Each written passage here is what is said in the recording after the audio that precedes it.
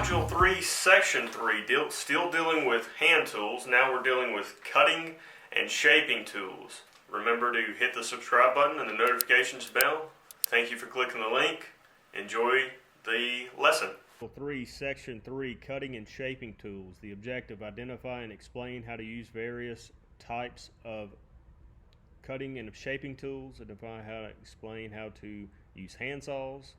Explain how to use various types of files and utility knives. Performance task here: visually inspect the following tools to determine they are safe to use. Handsaw, file, utility knife. Safely and properly use the following: file and utility knife. Make a straight, square cut in framing lumber using a crosscut saw. Alright, we'll start off with a note right here, talking about the backsaw. This section goes into saws and it tells you a variety of saws, and it talks about their TPI, or teeth per inch. The backsaw, write this down, is used for cutting joints, especially miter joints. The lowest TPI, according to this book, the rip saw has the lowest TPI at 5 to 9 teeth per inch. Write that down. Alright, here is an image of a backsaw. Back stiffener, the blade, the teeth. So when we're talking about teeth per inch, it's literally how many teeth are there per inch. A drywall saw, keyhole saw, handsaw, hacksaw, a coping saw, and you can see that is listed as a note.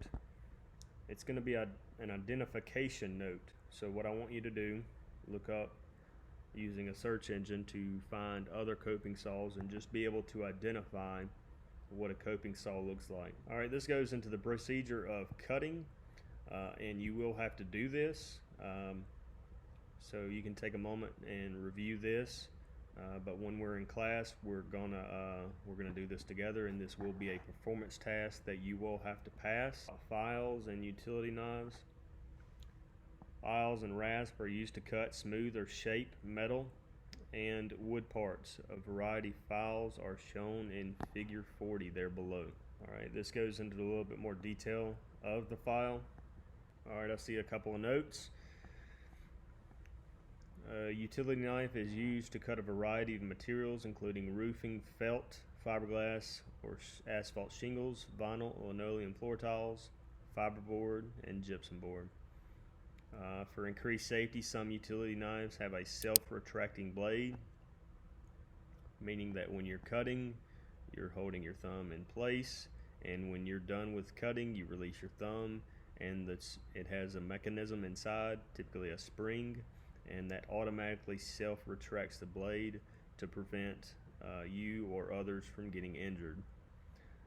The next note here: to use a retractable blade utility knife safely and properly, so that's any utility knife, place protective barrier such as a piece of wood under the object being cut. Alright, that's it for today. Review your notes, and thank you so much. Alright, thanks for watching. Later.